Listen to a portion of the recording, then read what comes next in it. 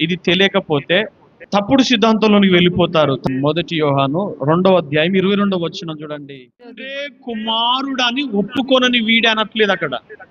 తండ్రిని ఒప్పుకోవాలి, కుమారుని కూడా ఒప్పుకోవాలి. తండ్రి ఉన్నాడని ఒప్పుకోవాలి, కుమారుడు ఉన్నాడని ఒప్పుకోవాలి. తండ్రే కుమారుడే వచ్చాడు, కుమారుడే మళ్ళీ పరిశుద్ధాత్మ దేవుడు వచ్చాడు అని చెప్తా ఉన్నారు. యేసు ప్రభుల వారు వెళుతూ ఏమన్నాడంటే, నేను వెళ్ళి వేరొక ఆదరణకర్తని మీ కొరకు పంపిస్తానన్నాడు. నేనే పరిశుద్ధాత్ముడిగా ఆదరణకర్తగా వస్తాను అనలేదు ఆయన అక్కడ.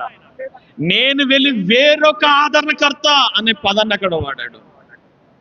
వేరొక అనంటే ప్రియ దేని బిడ్డలారా, నేను కాకుండా ఇంకొకరు అని అర్థం. 4వ అధ్యాయం 4వ వచనం గలతీయులకు రాసినటువంటి పత్రిక. దేవుడే కుమారుడుగా వచ్చాను అంటున్నాడు అక్కడ. లేదు, యెషయా గ్రంథంలో మొదటి మూలవాక్యంలో కూడా అదే చూసాము. ప్రభువు యెహోవా ఆయన ఆత్మయు నన్ను పంపెను అంటున్నాడు అక్కడ. ఇక్కడ కూడా దేవుడు తన కుమారుని పంపించాడు. దేవుడు కుమారుడిగా రాలేదు.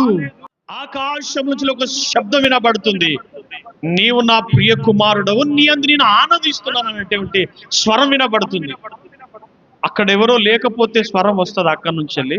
తండ్రి అయిన దేవుడు కుమారుడిగా వస్తే అక్కడ ఖాళీ అయిపోవాలి, కానీ అక్కడ నుంచి ఒక స్వరం వినబడుతా ఉంది.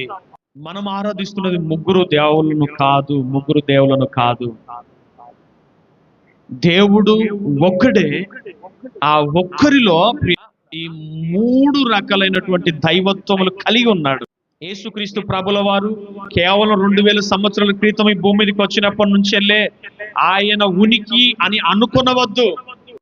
ఆయన యుగ యుగాలు కూడా తండ్రి దగ్గర ఉన్నటువంటి వాడు. ఈ భూమి కూడా పునాదులు వేయబడక మునిపే అగాధ జలం మీద ఆత్మ అల్లాడుచుండెను అని మొదటి వచనంలో ఆదికాండలో కనబడుతుంది. నీవు నేను ఆరాధిస్తున్న దేవుడు ఆయన త్రిత్వమై ఉన్నటువంటి వాడు.